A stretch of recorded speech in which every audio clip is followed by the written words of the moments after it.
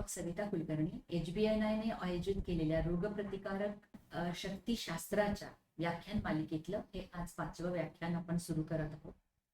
मागच्या व्याख्यानात आपण बघितलं की जन्मजात रोग प्रणाली आणि त्याचा प्रतिसाद म्हणजे इनेट इम्युन रिस्पॉन्स कसा होतो, ज्यात कुठल्या पेशी असतात, त्या पेशी वरचे कुठले रिसेप्टर्स असतात, म्हणजे ज्याला PRR म्हणतात, म्हणजे पॅटर्न रिकॉग्निशन रिसेप्टर कुठले असतात, त्या PRR मुळे कुठले सिग्नल्स खाली जाऊन काय काय तयार होतं, कुठले सायटोकाइन्स तयार होतात. तर आज आपण पुढे जाऊन आणखीन काही PRR बघणार आहोत, जे इनेट अक्वायर्ड इम्युनिटी म्हणजे अनुकूल प्रतिकारशक्ती प्रतिसादामध्ये काम करतात, म्हणजे T and B cell receptor, आणि त्यांची कामं कशी आहेत, त्याचप्रमाणे त्यांचं वेगवेगळे सायटोकाइन्स आणि किमोकाइन्स हे काय आहे, या त्यांची सिग्नलिंग कसं असतात, म्हणजे हे आपण काही प्रमाणात बघणार आहोत. तर आता जेव्हा कुठलेही PRR ते कशाला बाइंड होतात, म्हणजे हे रिसेप्टर्स हे नेहमी लायगॅन्डला बाइंड होतात, आणि लायगॅन्ड आणि रिसेप्टर मध्ये एक परस्पर संवाद म्हणजे इंटरॅक्शन होतं. तर या इंटरॅक्शनचं काय महत्व आहे, काय गुणधर्म आहे, ते आपण आता बघणार आहोत. तर आपल्या शरीरामध्ये रोगप्रतिकारक प्रणालीच्या पेशींना एक विशिष्ट आव्हानांना सामोरं जायला लागतं, आणि हे काय आहे तर एकतर संसर्गजन्य रोगजनक आणि टॉक्सिन जे आपल्या शरीरात येतात त्यांच्याशी आपल्याला संवाद साधायचा असतो, त्यांचा नायनाट करायचा असतो, आणि दुसरी गोष्ट म्हणजे वेगवेगळ्या पेशींमध्ये हा एकमेकांशी संवाद साधायचा असतो, त्यांना सिग्नल द्यायचा असतो, वेगवेगळे मॉलिक्युलर सिग्नल्स हे सतत ओळखायचं, प्रतिसाद द्यायचं, हे सगळं जे काम असतं हे कोणीतरी करायला लागेल, आणि हे करायसाठी आपल्या शरीरात सायटोकाइन्स असतात, किमोकाइन्स असतात, आणि त्यांचे रिसेप्टर्स पण असतात.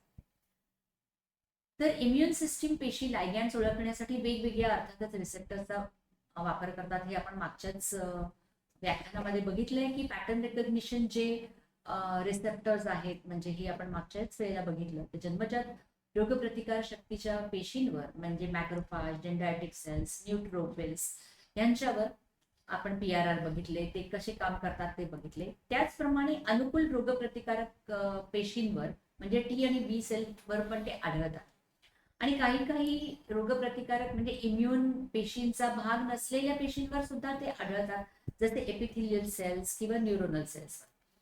तर आज आपण अर्थातच B सेल आणि T सेल्स वर बघणार आहोत, आणि सायटोकाइन्स आणि किमोकाइन्स बघणार आहोत. तर अँटीजन B सेल आणि T सेल हे नॉन स्पेसिफिक नसतात. म्हणजे काय, ते B सेल आणि T सेल हे स्पेसिफिक असतात. अँटीजन एका पर्टिक्युलर प्रतिजन किंवा अँटीजनसाठी ते स्पेसिफिक असतात, आणि ते फक्त अर्थातच अनुकूल प्रणालीमध्ये प्रतिकार शक्तीच्या प्रणालीमध्ये दिसतात.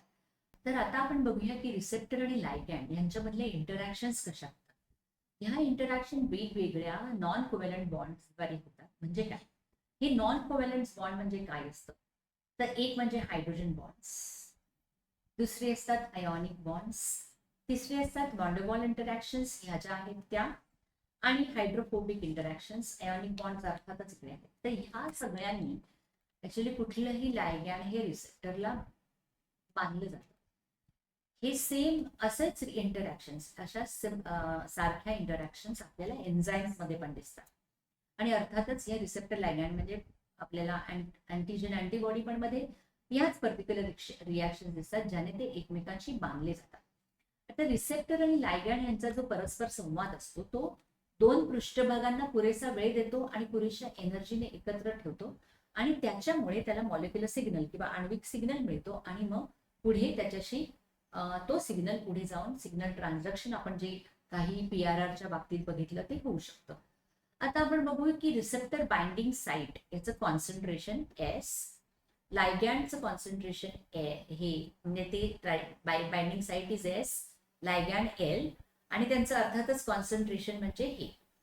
तर हे आहे ते फ्री लायगॅन्ड्स आहे, आणि हे आहे ते रिसेप्टर लायगॅन्ड कॉन्सन्ट्रेशनचं जोडीच्या कॉन्सन्ट्रेशन आहे. तर मुक्त लायगॅन्डचं कॉन्सन्ट्रेशन हे आहे, तर रिसेप्टरचं हे आहे. तर जेव्हा आपण पृथक्करण स्थिरांश म्हणजे डिसोसिएशन कॉन्स्टंट, आपण डिसोसिएशन कॉन्स्टंट म्हणूया त्याला KD, हा या पर्टिक्युलर एक्सप्रेशनने व्यक्त केला जातो, आणि याचाच अर्थ असा की जेवढा केडी त्याच्या मोलॅरिटीमध्ये अर्थातच आपल्याला त्याचं युनिट असतं, एकक असतं, आणि जितकं कमी तितकं त्याची अफिनिटी जास्त असते. केडी जितका निगेटिव्ह तितकी त्याची अफिनिटी जास्त. आणि 50% जेव्हा बाइंडिंग होतं, साईड्स व्यापल्या जातात, तेव्हा काय होतं, हे दिस इज इक्वल टू दिस, आणि त्याच्यामुळे केडी इज इक्वल टू मुक्त लायगॅंडचं कॉन्सन्ट्रेशन असं मानलं जातं. अर्थातच या इक्वेशनवरनं तेच दिसते. तर आपण बघूया एन्झाईम आणि सबस्ट्रेट हे जेव्हा एकमेकाशी इंटरॅक्ट करतात तर त्याचं डिसोसिएशन कॉन्स्टंट हा 10⁻³ to 10⁻⁵ मोलार इतकं असतं. आता जे आपल्याला प्रतिकारशक्तीच्या अँटीजन अँटीबॉडी जेव्हा आपण बघितलं तेव्हा पण हा डिसोसिएशन कॉन्स्टंट ह्याच रेंजमध्ये असतो. पण जेव्हा रोगप्रतिकारक प्रतिसादाच्या नंतरच्या टप्प्यात, म्हणजे जेव्हा खूप अफिनिटी वाढते, तेव्हा अँटीजन अँटीबॉडी हा इंटरॅक्शनचं केळीचं मूल्य आहे हे अतिशय लो होतं, म्हणजेच त्यांची अफिनिटी एकदम खूप हाय होते, ते 10⁻12 पर्यंत जातात. आणि TLR रिसेप्टर आणि त्याचे लायगॅंड जे आपण मागच्या व्याख्यानामध्ये बघितलं ते अराउंड 10⁻7 ते 10⁻8 पर्यंत मोलार इथपर्यंत असतात. आता रिसेप्टर आणि लायगॅंड मधला परस्पर संवाद किंवा इंटरॅक्शन हा मल्टीव्हॅलंट किंवा बहुसंयोजक असू शकतो. म्हणजे काय, तर जेव्हा बी सेल रिसेप्टरसह अनेक बायोलॉजिकल रिसेप्टरना प्रत्येक रेणू एकापेक्षा जास्त लायगॅंडला जर का बांधत असेल तर बाइंडिंग साइट्स असतील तर त्याला मल्टीव्हॅलंट आपण म्हणू. तर हे युनिव्हॅलंट आहे, हे बायव्हॅलंट आहे, आणि bivalent it can be a multivalent also, म्हणजे जास्त एकापेक्षा जास्त लायगॅंड बाइंडिंग साइट्स. तर ज्या वेळेला रिसेप्टर आणि लायगॅंड या दोन्ही मल्टीव्हॅलंट असतात, म्हणजे इथे आपण बघितलं की रिसेप्टर मल्टीव्हॅलंट आहे, ओके, बाइंडिंग साइट्स जेव्हा जास्त असतात तेव्हा मल्टीव्हॅलंट असतात. पण इथे बाइंडिंग म्हणजे रिसेप्टर्स पण दोन्ही द्विसंयोजक आहे, म्हणजे बी सेल रिसेप्टर सुद्धा 2 आहेत इथे, आणि इथे मल्टिपल बाइंडिंग साइट्स पण आहेत. ओके, म्हणजे ही जे आहे जिथे 2 रिसेप्टर्स पण आहेत आणि मल्टिपल बाइंडिंग मल्टीव्हॅलन्सी पण आहे, तेव्हा इंटरॅक्शन्स जरी समान असल्या तरी त्या फार जास्त स्ट्रॉंग असतात, लक्षणीय रुजा मजबूत असतात. आता पुढे जाऊन आपण बघूया की ह्या रिसेप्टर लायगॅंड इंटरॅक्शन मध्ये जर का विविधता वाढवायची असेल तर ही कशी वाढवली जाते. सगळेच रिसेप्टर अर्थातच प्रथिनांनी बनलेले, प्रथिनांच्या साखळ्यांनी बनलेले आहेत, म्हणजे प्रोटीन पेप्टाइड्सने बनलेले असतात. आणि त्याची जर का विविधता वाढवायची असेल तर आपल्याला रोगप्रतिकारक रिसेप्टर्सना, सिग्नलिंग रेणूंना वेगवेगळे विशेष श्रेणीने बांधले जातात. तर कसं, तर एखाद्या ऑर्गॅनिझमच्या DNA मध्ये असलेले रिसेप्टर कोडिंगची सिक्वेन्सिंग एकदम मर्यादितच आहे, ती म्हणजे संख्या असं घेतात.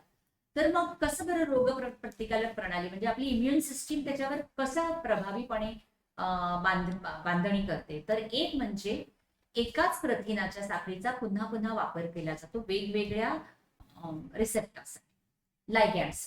म्हणजे आता इथे बघा, हे इथे जे आहे हे लो अफिनिटी लायगॅंड्स मध्ये हे IL-3 आहे, हे IL-5 चा रिसेप्टर आहे, आणि GM-CSF चा रिसेप्टर आहे. पण जेव्हा बीटा, हे सगळे अल्फा हे आहेत त्याचे पेप्टाइड्स आहेत, पण जेव्हा बीटा पेप्टाइड्स वापरले जातात त्यांच्या सहाय्याने त्याची अफिनिटी वाढली जाते. म्हणजे याचा अर्थ ही एकच बीटा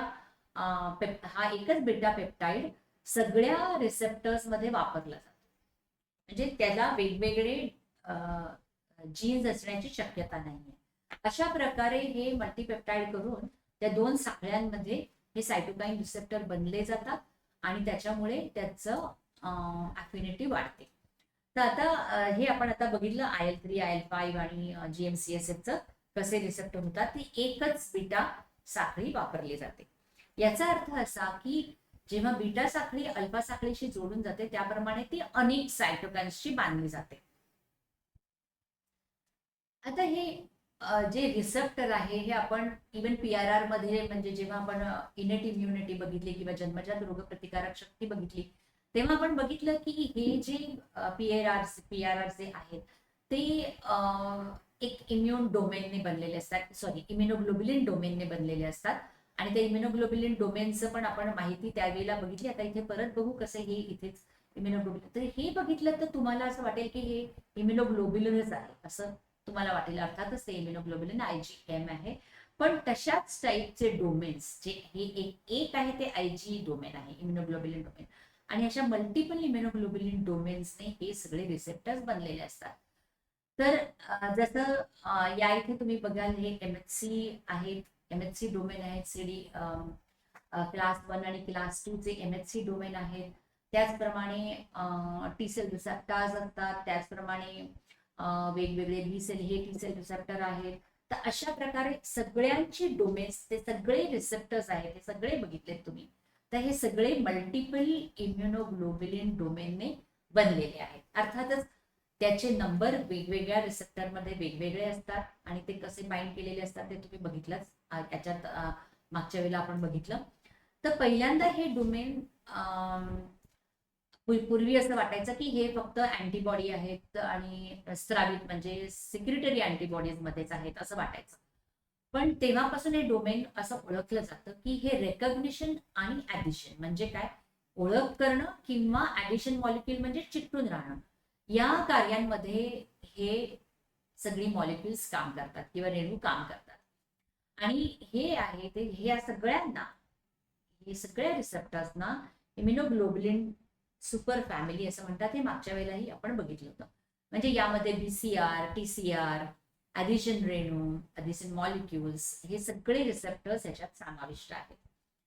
तर इम्युनोग्लोबुलिन डोमेन मागच्या वेळेला आपण बघितलं, आता परत एकदा बघतोय आपण, त्याचे रिव्हिजन करूया.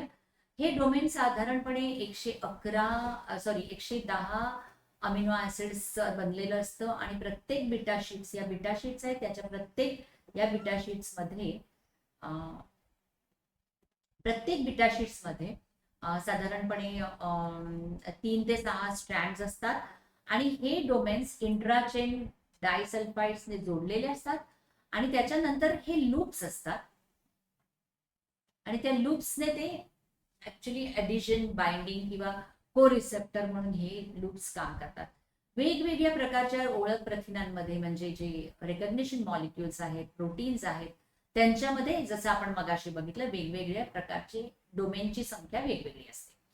अर्थातच जे अँटीजन बाइंडिंग फंक्शन जे असतं म्हणजे जिथे अँटीजन किंवा प्रतिजन येऊन बांधणार असतं, हे फंक्शन नेहमी प्रथिनांच्या अमायनो टर्मिनल मध्ये म्हणजे इथे असतं. तर आता बघूया त्यांच्यामध्ये हे सगळं बहुतांशी प्रतिजन रिसेप्टर्स जे असतात. आता इथे बी सेल आपल्याला दिसत आहे, बी सेल रिसेप्टर आहे.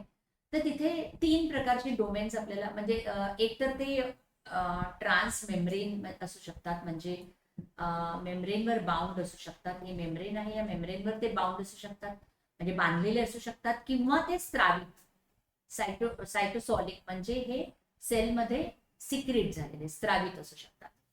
तर अशा दोन्ही प्रकारमध्ये ते बी सेल रिसेप्टर दिसतात. हा बी सेल रिसेप्टरची स्ट्रक्चर आहे. बी सेल रिसेप्टर म्हणजे काही नसून अँटीबॉडी मॉलिक्युलच आहे, त्याच्यासारखी तीच स्ट्रक्चर आहे. आणि ते जेव्हा स्त्रावित जातं तेव्हा आपण त्याला अँटीबॉडी म्हणतो, जेव्हा ते बांधलेलं असतं तेव्हा बी सेल रिसेप्टर असं म्हणतो. तर बी सेल BCRच्या विद्रव्य म्हणजे सॉल्युबल स्वरूपाला आपण अँटीबॉडी म्हणतो.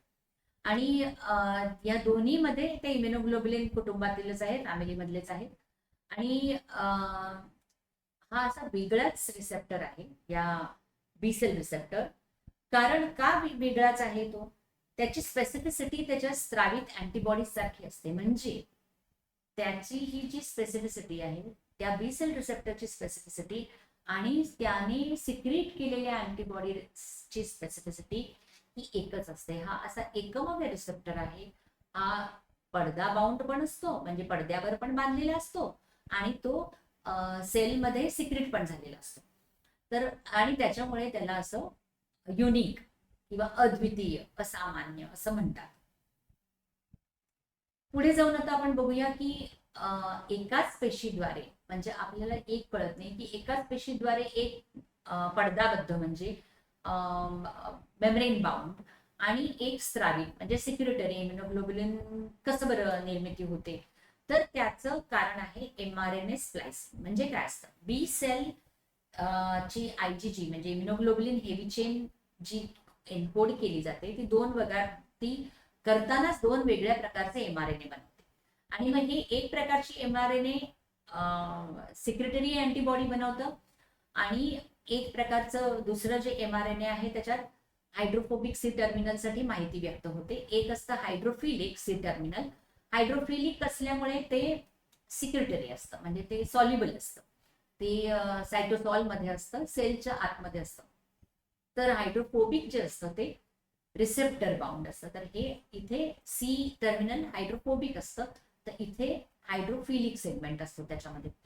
आता जेव्हा बी सेल विश्रांती घेत असतं, म्हणजे तो सक्रिय झालेला नसतो, तेव्हा ते फक्त मेम्ब्रेन बाउंडच किंवा पडदाबद्ध फॉर्म एन्कोड करतात. आणि मग जेव्हा ते ऍक्टिव्हेट होतं, तेव्हा मग ती तशी हेवी चेन की दोन्ही प्रकारच्या हेवी चेनला mRNA बनवण्याची ते सूचना देतात RNA स्प्लायसिंग मशिनरीला. आता बी सेल रिसेप्टर मध्ये आणखीन पुढे जाऊया. बी सेल रिसेप्टर हा 3 कॉम्प्लेक्सने बनलेला असतो, 3 ट्रान्समेम्ब्रेन मॉलिक्युल्स ह्याच्याने बनलेला असतो, आणि तो नॉन कोव्हॅलंट रित्या त्यांना जोडलेला असतो. आणि 3 महत्वाचे मॉलिक्युल्स म्हणजे CD19, CD21 आणि CD81. हे 3, ह्याला टॅपा असं पण म्हणतात. तर हे 3 मॉलिक्युल्स जे आहेत ते त्याचा एक ग्रुप आहे, आणि त्याच्यामुळे हा बीसीआर फॉर्म होतो. आता हे CD21 आणि बीसीआर कॉम्प्लेक्स जे आहे ते अँटीजेन बाइंडिंग मध्ये भाग घेतात, आणि म्हणून त्यांना को रिसेप्टर असं पण म्हणतात. म्हणजे CD21 आणि हे जे आहे ते को रिसेप्टर्स आहेत बेसिकली. तर त्याला को रिसेप्टर म्हणतात, कारण तो बाइंडिंग मध्ये भाग घेतो. तर जेव्हा आपण जन्मजात रोगप्रतिकारक प्रणालीच्या द्वारे जेव्हा प्रतिजन शरीरात येतं, आणि ते परदेशी म्हणून ओळखलं जातं, म्हणजे फॉरेन, आणि मग तेव्हा रोगजनकांचा बी पेशींशी परस्पर संवाद झालेला नसतो. त्यावेळेला काय होतं, जेव्हा बीसीआर आणि CD1 द्वारे प्रतिजनाचं संयोजक बंधन जस्ट झालेलं असतं, आणि मग हे जे बंधन होतं, हे जे बंधन आहे ते आत्ताच झालेलं आहे. आणि CD1 हे यांच्यामध्ये CD3 जे प्रथिन तुकडा आहे तो मधला तो कोऑपरेटिव्हली बांधला जातो, आणि अशा प्रकारे हे पूर्ण बाइंडिंग तयार होतं.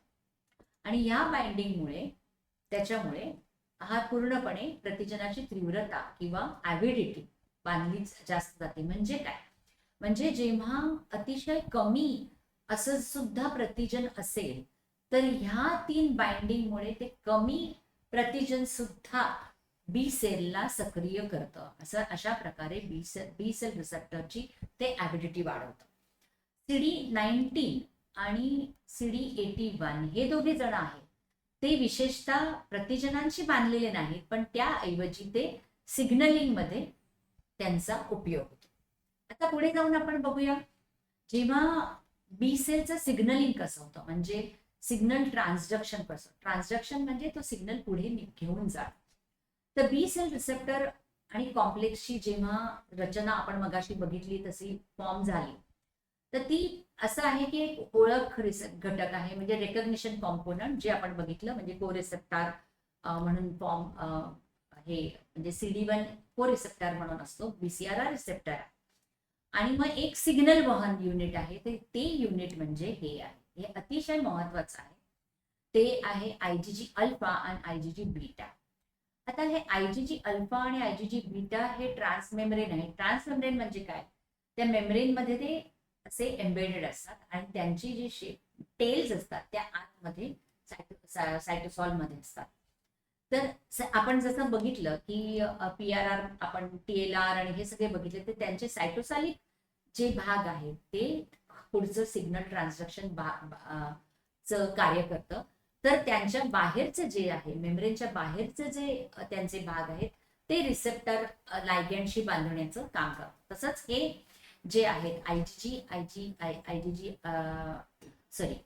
अल्फा अँड आयजी बीटा जे आहे, हे दोन्ही असेच दोन ट्रान्समेम्ब्रेन प्रथिनं आहेत, म्हणजे प्रोटीन्स आहेत, की त्यांच्यावर त्यांना एक लांब शेपूट असते, इंट्रासायटोप्लाझ्मिक टेल असते, आणि ज्याच्यावर एक immuno receptor tyrosine based activation motive, ज्याला आयटॅम्स असं म्हणतात, आणि ह्याच्यापुढे आपण त्याला आयटॅमच म्हणूया. तर त्याचा फुल फॉर्म असा आहे, immuno receptor tyrosine based activation motive.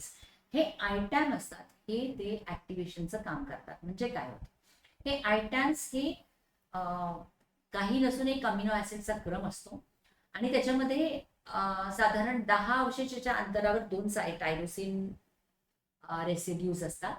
आणि जेव्हा हे लायगॅंडला बांधून तो सक्रिय करतो बीसीआर, आणि तेव्हा ते टायरोसिनचे फॉस्फोरायलेशन होतात. हे आता आपण इव्हन आपण त्या सगळ्या पीआरआर मध्ये पण बघितलं की हे फॉस्फोरायलेशन जे आहे तेच वेगवेगळ्या घटकांचं फॉस्फोरायलेशन हेच पुढच्या सिग्नलला ऍक्च्युली जो सिग्नल पुढे पाठवला जातो हा फॉस्फोरायलेशनमुळेच पाठवला जातो. हे आपण बघितलेलं आहे मागच्या सिग्नल ट्रान्सडक्शन मध्ये, जिथे TLR MYD88 पाथवे वगैरे आपण बघितला, तेव्हा त्याच्यामध्ये हे आपण बघितलं होतं की तिकडे काही कायनेजेस असतात, ते कायनेजेस कसे फॉस्फोरायलेशन करतात. आणि तर या इथे टायरोसिनचं फॉस्फोरायलेशन होतं, हे फॉस्फोरायलेट होतात, आणि हे फॉस्फोरायलेटेड टायरोसिन्स असतात ते पुढे डाऊनस्ट्रीम सिग्नलिंग करतात. अर्थातच हे डाऊनस्ट्रीम सिग्नलिंग आता आपण इथे बघणार नाही आहोत, कारण आपण जेव्हा बी सेल डेव्हलपमेंट बघू तेव्हा आपण ह्या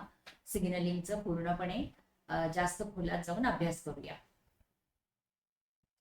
आता आपण बोलूया टी सेल रिसेप्टरकडे. तर हा टी सेल रिसेप्टर म्हणजे नक्की काय असतं. आता बी सेल आणि अँटीबॉडी सॉल्युबल असतं किंवा रोगजनक प्रतिजनांवर बांधू शकलेलं असतं. त्याच्यामुळे तो जरी हा बी सेल पूर्ण मॅच्युअर झालेला नसेल तरी पण बांधण्याचं काम होतं, आणि मग तो तसा तो मॅच्युअर पण होऊ शकतो. पण म्हणजे काय असतं की डायरेक्टली प्रतिजन म्हणजे अँटीजन बी सेलच्या पृष्ठभागावर बांधू शकतात, परंतु तसंच टी सेल बाबतीत घडत नाही. जर नेम टी सेल असेल तर तो डायरेक्टली प्रतिजनांना बांधू शकत नाही. कारण का, तर तो अशाच प्रतिजनांना बांधू शकतो ज्याच्यावर प्रोफेशनल अँटीजन प्रेझेंटिंग सेल म्हणजे प्रतिजन सादर करणाऱ्या ज्या पेशी असतात त्यांनी पेप्टाइडच्या रूपात MHC प्रथिनांच्या मध्ये बांधलेल्या अवस्थेत जे सादर केलेले पेप्टाइड्स असतात किंवा प्रतिजन असतात फक्त त्यांनाच टी सेल बाइंड करू शकतात. अर्थातच आपण पुढच्या एका फिगरमध्ये किंवा ती पिक्चरमध्ये आपण ते बघणार आहोत. तर टी सेल हे TCR हे दोन प्रकारचे असतात.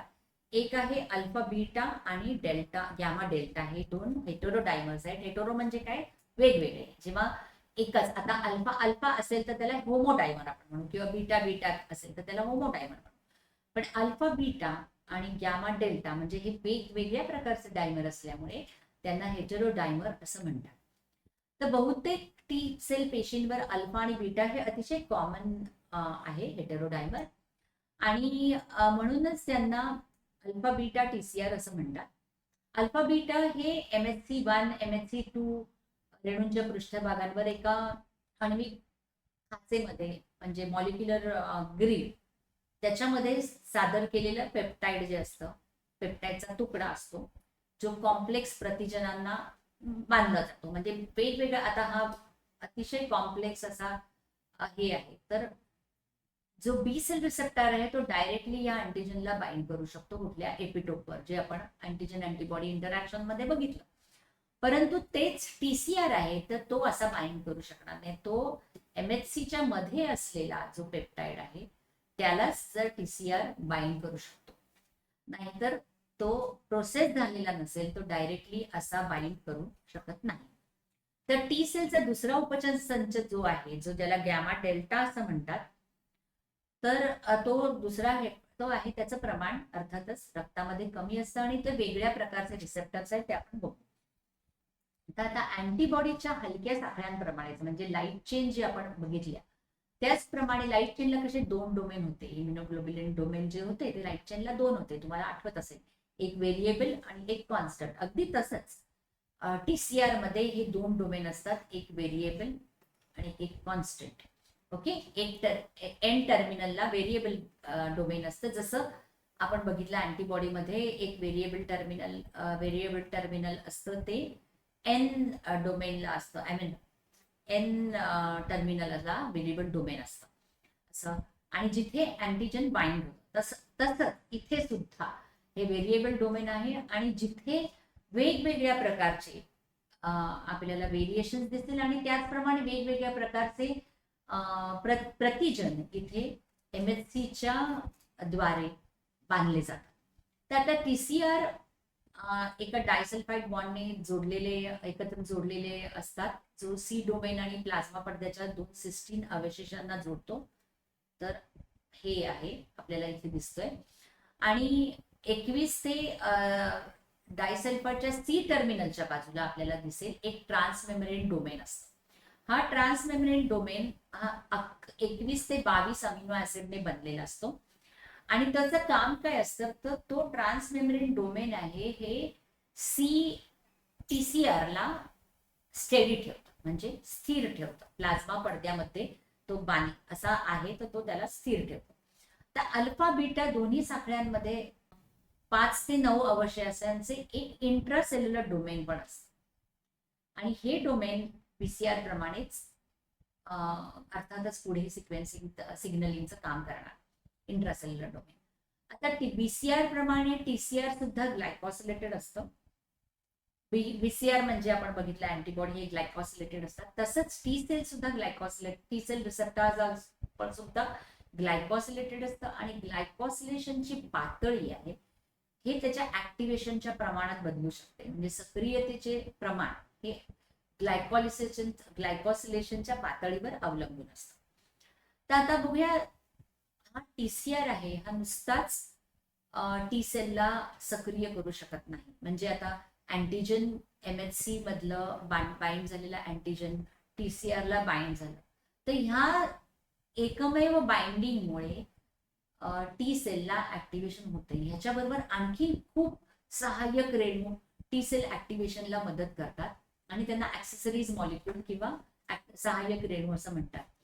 तर हे सहाय्यक रेणू कुठले आहेत, आणि ते पण नॉन कोव्हॅलंट बॉन्ड्सने बांधलेले असतात, नॉन कोव्हॅलंटली बांधलेले असतात. आणि त्याच्यामध्ये ते अर्थातच सिग्नल ट्रान्सडक्शन मध्ये पुढे भाग घेतात. तर महत्वाचं म्हणजे हे तुम्ही सगळ्यांनीच ऐकलंय, एक CD4 मॉलिक्यूल आहे जो क्लास 2 ला त्याचं लायगँड आहे MHC2. तर त्याचं काम काय काय आहे, तर तो ऍडिशन मध्ये म्हणजे बांधण्याला काम करतो, सिग्नल ट्रान्सडक्शनला काम करतो. त्याचप्रमाणे अर्थातच तो इम्युनोग्लोबुलिन सुपर फॅमिलीचा मेंबर आहे. CD8 आहे तो क्लास 1 ला बांधतो, अर्थात त्याच्याकडे पण हे तिन्ही फंक्शन्स आहेत. CD2 जो आहे तो CD58 ला बाइंड करतो, त्याचे ते पण सगळे तिन्ही फंक्शन्स आहेत. तर CD28 जो आहे तो CD86 ला बांधला जातो, पण अर्थातच त्याचं ऍडिशन माहित नाही, पण सिग्नल ट्रान्सडक्शन आणि तो सुपर फॅमिलीचा मेंबर तर आहेच. CTL4 जो आहे, हा CTL4 जो आहे तो आपण पुढे बघणार ते काय आहे ते.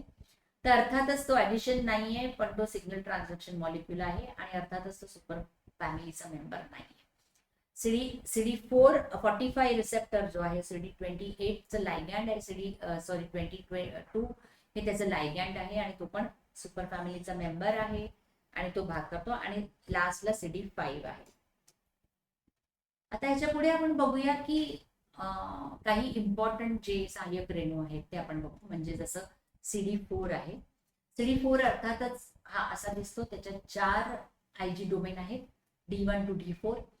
तर CD8 मध्ये फक्त एकच डोमेन आहे, आणि पण ते CD4 हा डायमेरिक आहे, होमोडायमर. आता इथे बघा, तो कधी कधी होमोडायमर पण असू शकतो आणि हेटेरोडायमर पण असू शकतो. म्हणजे तो अल्फा बीटा पण असू शकतो किंवा अल्फा अल्फा पण असू शकतो. आणि प्रत्येक साखळीमध्ये एक बाह्यपेशीय डोमेन हे जे आहे ते, नंतर एक इम्युनोग्लोबुलिन जे म्हणजे डोमेन आहे ते, आणि एक ट्रान्समेम्ब्रेन आणि सायटोप्लाझम, हे ट्रान्समेम्ब्रेन डोमेन आणि हे सायटोप्लाझमिक टेल म्हणजे शेपूट. हे दोन्ही रिसेप्टर मध्ये हे कॉमन आहे की ते एक त्यांचं ट्रान्समेम्ब्रेन डोमेन आहे, बाहेर असलेलं डोमेन आहे. नंतर एक त्यांचं ट्रान्समेम्ब्रेन डोमेन आहे, बाहेरचं आहे जे बाहेर आपल्याला स्टॉक मधला प्रदेश दिसतो तो हा आहे, आणि खाली सायटोप्लाझ्मिक टेल जी आहे, जी अर्थातच सिग्नल देण्याचं काम करणार. तर CD4 आणि CD8 हे बाह्यपेशीय डोमेन म्हणजे अनुक्रमे त्याला आपण मगाशीच बघितलं आत्ताच, क्लास 2 आणि क्लास 1 ला ते बांधले जातात. आणि या रिसेप्टरद्वारे CD4 TCR आणि त्यांचे CD4 CD8 को रिसेप्टर, ते को रिसेप्टर म्हणून म्हणतात त्यांना, MHC रेणू जे असतात त्यांना एक सिग्नल मिळतो आणि त्याच्यामुळे ते सेल्युलर टार्गेटला बांधण्या जाण्याची आसक्ती वाढते, म्हणजे त्याचं अफिनिटी वाढते. आणि त्याच्यामुळे ज्या निष्क्रिय टी सेल प्रतिजनांचा कुठलाही संपर्क आलेला नाहीये, तो संपर्क येऊन ते सक्रिय होण्यासाठी ते पुरेसे असते. आणि ही सक्रियता म्हणजे ऍक्टिव्हेशन पूर्ण होण्यासाठी आणखीन एक को रिसेप्टर लागतो, आणि तो म्हणजे CD28, आणि जो त्याचं लायगँड आहे CD80 आणि 86. तर आता आपण त्याचं पूर्णपणे बघूया की काय एक्झॅक्टली होतं या TCR सिग्नल ट्रान्सडक्शन मध्ये. म्हणजे याच्यावरनं तुम्हाला लक्षात आलं असेल, इव्हन BCR आणि TCR दोन्हीच्या सिग्नल ट्रान्सडक्शनमुळे तुम्हाला हे लक्षात आलं असेल की हे जे सिग्नल्स आपल्या पेशींना मिळत आहेत ते फार सोपे नाहीये, ते अतिशय जटिल आहे आणि अतिशय कंट्रोलमध्ये असतात. आणि हे सगळी बाइंडिंग झाल्यानंतरच सिग्नल पुढे जातो आणि ऍक्टिव्हेशन होतं. आता इथे आपण बघूया की TCR सिग्नल ट्रान्सडक्शन मध्ये काय होतं. तर एक म्हणजे आण्विक सिग्नल ट्रान्सडक्शन कॉम्प्लेक्स असतो TCR मध्ये, आणि तो कॉम्प्लेक्स म्हणजे CD3. म्हणजे फक्त TCR कारणीभूत नाही टी सेलला ऍक्टिव्हेट करायला, त्याच्यात CD3 चा खूप मोठा वाटा आहे. तर आता हा CD3 कॉम्प्लेक्स आहे, हा 3 डायमरने बनलेला आहे. एक आहे तो डेल्टा इटा हा कॉम्प्लेक्स, हे डायमर आहेत सगळे. एक आहे तो गॅमा इटा हा कॉम्प्लेक्स आहे, आणि तिसरा आहे तो झीटा झीटा हा कॉम्प्लेक्स आहे. आणि हा झीटा इटा हा पण कॉम्प्लेक्स, एटा पण कॉम्प्लेक्स असू शकतो. आता इथे दाखवलेला आहे झीटा झीटा. ओके, तर हा डेल्टा इटा असेल तर तो हेटेरोडायमर आहे अर्थातच, आणि हा जो डेल्टा एप्सिलॉनचा जो आहे तो पण अर्थातच हेटेरोडायमर आहे. पण हा जो हे सगळे हेटेरो आहेत, फक्त झीटा झीटा होमोडायमर आहे. आता IgG आपण बघितलं बी सेल रिसेप्टर मध्ये, IG हिमोग्लोबिलिन अल्फा आणि हिमोग्लोबिलिन बीटा हे जे ऍक्टिव्हेटेड ट्रान्समेम्ब्रेन प्रोटीन जे आहेत, त्याचप्रमाणे CD3 पण एक ट्रान्समेम्ब्रेन सिग्नल ट्रान्सडक्शन कॉम्प्लेक्स आहे, आणि त्याच्या पण अर्थातच हे काम नेहमी आयटॅम्सच करतात. त्याच्यामुळे हे जे आयटॅम्स मोटिव्ह आहेत हे या त्यांच्या टेलवर सगळ्यांकडे असतातच, आणि तिथेही आयटॅम्स असल्यामुळे अर्थातच टायरोसिन फॉस्फोरायलेशन होतं. आणि हे टायरोसिन फॉस्फोरायलेशन झाल्यानंतर ते अडॅप्टर जे असतात, जसं आपण तिकडे MYD88 अडॅप्टर बघितलं, तर हे इकडचं आपल्याला डॉकिंग आणि हे सगळं आपण नंतर बघणार आहोत. पण इथेही तसेच अडॅप्टर मॉलिक्युल्स असतात, अडॅप्टर प्रोटीन्स असतात, त्यांचे डॉकिंग साईट म्हणून हे आयटम्स काम करतात, आणि मग हे प्रतिजन सिग्नल पेशींच्या आत पोहोचवतात. आणि अर्थातच शेवट त्यांचा असा असतो की जाऊन जे ट्रान्सक्रिप्शन फॅक्टर्स हे जे आपण बघितलं, आपण TLR मध्ये आणि वेगवेगळ्या पाथवेज मध्ये बघितलं, की फायनली ते न्यूक्लियस मध्ये ट्रान्सक्रिप्शन फॅक्टर्स प्रवेश करतात, आणि मग कुठल्या वेगवेगळ्या जीन जे महत्वाचे असतात त्याचं ट्रान्सक्रिप्शन चालू होतं, आणि ते त्याप्रमाणे ते जीन्स जे कोड करतात त्याप्रमाणे सायटोकाइन्स किंवा जेल असतात ते स्त्रवणं सुरू होतं त्या टी सेलद्वारे या बी सेलद्वारे. अल्फा बीटा इटा या साखळ्यांमध्ये आयटॅम हे एकच असतं. तर पण ते झीटा झीटा असतं, झीटा किंवा इटा, त्यांच्यामध्ये ते हे जे पिवळ्या रंगाचं दाखवलेलं आहे ते आयटॅम एकक आहे किंवा आयटॅम युनिट आहे. आणि त्याच्यामुळे टायरोसिन अवशेषाच्या फॉस्फोरायलेशनच्या प्रमाणामुळे वेगवेगळ्या तीव्रतेचे सिग्नल्स येऊ शकतात. तर आता आपण बघितलं की टी सेल रिसेप्टर कसा दिसतो, बी सेल रिसेप्टर कसा दिसतो. थोडक्यात आपण बघितलं की त्यांचे को रिसेप्टर्स कुठले आहेत, त्यांना सहाय्य करणारे रेणू कुठले आहेत, आणि त्या रेणूंद्वारे जेव्हा ही सगळी असेंब्ली तयार होते तेव्हा आतमध्ये सिग्नल आपल्या सेल्सला दिले जातात आणि त्याच्याप्रमाणे त्यांची पुढे कार्य होतं. जसं बी सेलला जेव्हा सिग्नल मिळतो ते बी सेल काही बी सेल सायटोकाइन्स पण करतात, पण मुख्यतः ते प्लाझ्मा सेल्स होतात आणि त्याच्यानंतर ते अँटीबॉडी मॉलिक्युल्स स्त्रवतात किंवा सिक्रेट करतात. तर टी सेल्स हे वेगवेगळ्या प्रकारचे सायटोकाइन्स जातात आणि त्याच्यामुळे आणखीन पुढे वेगवेगळ्या प्रकारच्या टी सेल्सना, वेगवेगळ्या प्रकारच्या सेल्सना, मायक्रोफॅजेसना पण ते सक्रिय करू शकतात. तर आता आपण ही सायटोकाइन्स म्हणजे काय आहे हे आपण बघितले. पहिल्या एका मागच्याही व्याख्यानामध्ये आपण काही प्रो इन्फ्लेमेटरी सायटोकाइन्स बघितले होते आणि यामध्ये आपण पूर्णपणे त्यांचं एक वर्गीकरण कसं होतं वगैरे ते बघणार आहोत.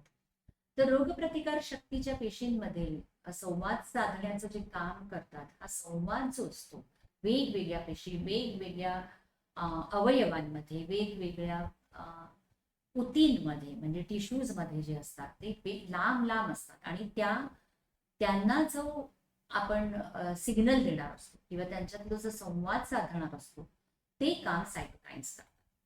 आणि अर्थातच त्यांचं टार्गेट पेशींवर रिसेप्टर सायटोकाइन्स हे आहेत ते फायनली रिसेप्टर्सला येऊन बाइंड करतात आणि मग त्यांना त्या इम्युन रिस्पॉन्सना ते चालना देतात किंवा त्या रिस्पॉन्सना ते चालना देतात.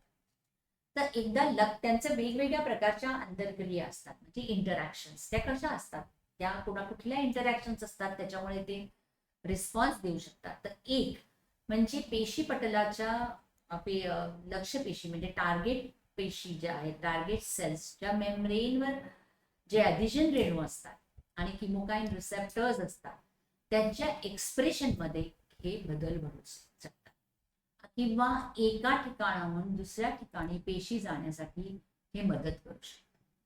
दुसरं म्हणजे आणखीन एक महत्वाचं म्हणजे रोगप्रतिकारक पेशी म्हणजे इम्युन सेल्स यांच्यातल्या विशिष्ट एन्झाईम्सची क्रिया वाढवणे, क्रियाशीलता म्हणजे त्यांची ऍक्टिव्हिटी वाढवणे किंवा कमी करणे किंवा त्यांचं ट्रान्सक्रिप्शन मध्ये बदल करण्याचा संकेत देणे आणि ज्यामुळे सेल डिव्हिजन होतं आणि त्या सगळ्या ह्याला पुढे डिफरन्सिएशन होतं, विभेजित होतं आणि सक्रिय होतात आणि ते सगळं कार्य नियंत्रित करणं ह्याला सुद्धा सायटोकाइन्स मदत करतात.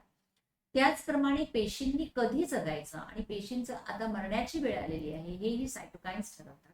त्यांच्यामुळे ते डेथ सिग्नल्स देतात आणि त्याच्यामुळे आपण मागे बघितलं की TNF सारखा सायटोकाइन्स अपॉप्टोसिसचा सिग्नल देऊ शकतो. तर त्याच्यामुळे असे सायटोकाइन्स जगण्याचा आणि मरण्याचा दोन्ही निर्देशन देऊ शकतो. तर आता आपण बघूया सायटोकाइन्सचे वेगवेगळे वर्णन काय करतात. तर वर्गीकरण अर्थातच आपण ते कसं, एक वर्गीकरण असं आहे की ते कुठे जवळच कुठल्या पेशींवर ते काम करतात, तिथल्या पेशींवर त्यांचा इफेक्ट होतो. तर ते आणि म्हणजे त्यांनी स्त्राव करणाऱ्या पेशी आणि ग्रहण करणाऱ्या पेशी यांच्यामध्ये अंतर किती आहे. जर सायटोकाईन त्याच्या लक्ष्यापासून पोहोचण्यापर्यंत रक्तप्रवासात जर का तो प्रवास करणार असेल तर त्याला एंडोक्राइन्स म्हणतात. ओके. तर जे सायटोकाईन स्त्राव करणाऱ्या पेशींच्या जवळच्या पेशींवर काम करतात त्यांना पॅराक्राईन म्हणतात. म्हणजे जवळच्याच पेशीपर्यंत पोहोचतात, काही अँगस्ट्रॉमचं अंतर त्यांना पार करायला. पण काही वेळा सायटोकाइन्स ज्या पेशीवर मरून ते स्त्रवले जातात त्या पेशीच्या पटलाच्या रिसेप्टरद्वारेच त्यांना संकेत देतात. म्हणजे त्याच पेशींना ते स्टिम्युलेट करतात. त्यांना ऑटोक्राईन असं म्हणतात. म्हणजे हे ऍक्टिव्हेटेड इफेक्टेड मॉलिक्युल्स ते स्वतःच्याच त्याच ज्या पेशीतनं ते येतात त्याच पेशींना ते सक्रिय करतात, त्यांना ऍक्टिव्हेट करतात. त्याला ऑटोक्राईन, त्या सिग्नलिंगना ऑटोक्राईन. त्याच्यामुळे एंडोक्राईन, पॅराक्राईन आणि ऑटोक्राईन ह्या 3 प्रकारच्या सिग्नलिंग आहेत असं तुम्ही म्हणू शकता. आता सायटोकाइन्सचे गुणधर्म आपण बघूया म्हणजे काय असतं. तर वेगवेगळ्या प्रकारचे गुणधर्म म्हणजे एक असतं ती प्लिओट्रॉपिक क्रिया एक रिडंडंट, सिनर्जी आणि अँटागॉनिझम आणि कास्केड हे असे वेगळ्या वेगळ्या प्रकारच्या त्यांचे ॲट्रिब्यूट्स आहेत किंवा गुणधर्म आहेत असं आपण म्हणूया. जे सायटोकाईन लक्ष्यपेशीच्या स्वरूपाप्रमाणे वेगवेगळे बायोलॉजिकल परिणाम घडून आणतात. म्हणजे काय? आता प्लिओट्रॉफीचं उदाहरण इकडे दिलंय. ते ऍक्टिव्हेटेड टी सेल्स आहेत. TH सेल्स मधनं IL-4 येतं आणि हे IL-4 वेगवेगळ्या सेल्सना, वेगवेगळ्या प्रकारच्या पेशींना ते बायोलॉजिकल म्हणजे जैविक परिणाम घडवून आणतं आणि त्याच्यामुळे त्यांचे टार्गेट सेल्स हे बी सेल असू शकतं किंवा सायटोटॉक्सिक टी सेल्स असू शकतं किंवा मास सेल्स असू शकतं आणि त्याचा इफेक्ट पण पुढे वेगवेगळा होऊ शकतो. तर हे झालं प्लिओट्रॉपिक क्रिया, म्हणजे एका सायटोकाईन पासून वेगवेगळ्या प्रकारच्या लक्ष्यपेशीच्या स्वरूपाप्रमाणे वेगवेगळे बदल घडून आणतात. आता म्हणजे याच्यातला कुठला सायटोकाईन हा IL-4 हा प्लिओट्रॉपिक क्रिया करतो असं आपण म्हणू शकतो. तर दोन किंवा अधिक सायटोकाईन्सचे एकच कार्य करतात, त्यांना अतिरिक्त किंवा रिडंडन्सी म्हणतात. रिडंडन्सी मध्ये काय आहे? तर आता हे ऍक्टिव्हेटेड TH सेल्स मधनं हे वेगवेगळ्या प्रकारचे IL-2, IL-4 आणि IL-5 हे सिक्रेट झालेले आहे आणि ते सगळे बी सेलना प्रॉलिफरेशनला मदत करतात. म्हणजे या तिन्ही सायटोकाईन्सचा समान कार्य ते केले जातात म्हणून त्यांना रिडंडन्सी असं म्हणतात. म्हणजे एक 2 3 हे तिन्ही सायटोकाईन एकच कार्य करतात. काय? तर बी सेल प्रॉलिफरेशन. तर जेव्हा दोन वेगवेगळे सायटोकाईन्स एकत्र आल्यानंतर त्यांच्या स्वतंत्र परिणामापेक्षा जास्त परिणाम जेव्हा होतो त्याला सिनर्जी असं म्हणतात. सायटोकाईन सहक्रिया किंवा सायटोकाईन सिनर्जी असं म्हणतात. तर ही सिनर्जी या दोन IL-4 आणि IL-5 मुळे मिळते. ती पण बी सेल मुळे होते. बी सेल इथे रिडंडन्सी पण आहे आणि इथे सिनर्जी पण आहे आणि त्याच्यामुळे वेगवेगळ्या प्रकारचं IgE मॉलिक्युलच्या बाबतीत हे घडतं. IgE सिक्रेट होताना हे घडतं तेव्हा ते दोन्ही सायटोकाईन असणं महत्वाचं असतं, तर त्याला सिनर्जी असं म्हणतात. काही प्रकारांमध्ये एका सायटोकाईनचे प्रमाण दुसऱ्या सायटोकाईनच्या प्रमाणांना रोखू शकतं आणि त्याला अँटागॉनिझम म्हणतात. आणि अँटागॉनिझमचा अर्थच तो आहे की त्याला प्रतिकार करा. तर IL-4चा जो इफेक्ट आहे तो IFN गॅमामुळे निगेटिव्ह होतो, निगेट करतं, त्याला रोखतं. तर तो बी सेलवरचा परिणाम आहे तो जो IL-4चा तो IFN गॅमामुळे रोखला जातो. तर तो त्यांना अँटागॉनिझम असं म्हणतात. त्या प्रक्रियेला अँटागॉनिझम असं म्हणतात. Synergy, antagonism, redundancy and pleiotropy. आता आपण एकदा बघूया कॅस्केड. तर आता कॅस्केड मध्ये काय होतं? हे सगळं छोट्या छोट्या एका त्याच बाजूला एकाच सेल्स मध्ये होत आहे, तिकडे बाजूच्या सेल्स मध्ये होत आहे. जेव्हा सिनर्जी आहे तेव्हा दोन्ही त्याच ठिकाणी प्रेझेंट असणं महत्वाचं असतं. पण कॅस्केड मध्ये काय होतं? एक प्रकारचं जेव्हा एक लक्ष्यपेशीच्या सायटोकाईन क्रियामुळे ती अतिरिक्त सायटोकाईन्स तयार करायला प्रवृत्त होते आणि त्याच्यामुळे एक कास्केड तयार होतो. जसं आता इथे ऍक्टिव्हेटेड TH सेल्स मुळे इंटरफेरॉन गॅमा जे मॅक्रोफाजना अतिशय ऍक्टिव्हेट करतं आणि ते IL-12 करतं, जे परत ऍक्टिव्हेटेड TH सेल्सना ऍक्टिव्हेट करतं आणि परत ते इंटरफेरॉन गॅमा. तर ही एक वेगळ्या प्रकारची साखळी टाईप क्रिया म्हणजे कॅस्केड तयार होते आणि जी पुढे जाते. तर अशा प्रकारचे हे सायटोकाईन्स वेगवेगळ्या प्रकारच्या क्रिया ते करू शकतात. ही त्यांचे ऍट्रिब्यूट्स आहेत, गुणधर्म आहे.